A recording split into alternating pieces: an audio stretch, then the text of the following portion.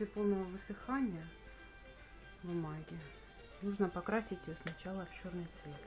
Для этого можно использовать как обычную черную краску, так и черный пигмент, который продается в строительных магазинах для подкрашивания краски в различные оттенки черного либо серого. После того, как мы прокрашиваем всю поверхность черной краской, мы даем ей высохнуть, и после этого проходимся полусухой кисточкой с белой краской, либо водоэмульсионной, либо вододисперсионной, в зависимости от того, что у нас имеется, или от того, что нам необходимо. После того, как слой черной краски у нас полностью высыхает, мы можем приступать к дальнейшему окрашиванию. Для этого нам нужно взять обычную кисточку, либо среднего размера, либо чуть-чуть побольше, но она должна быть достаточно жесткой щетиной, такой прочной, упругой. Желательно, чтобы она была плоская.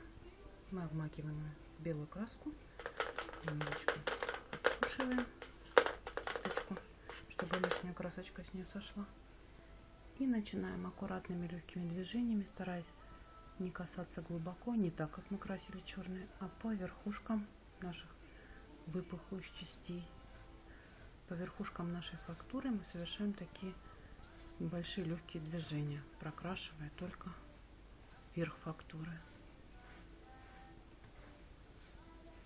И так мы проходимся по всей поверхности. Это первый слой после черной. По мере прокрашивания он у нас немножечко смешивается с черной краской, получается такой светло-серый, а иногда и темно-серый цвет.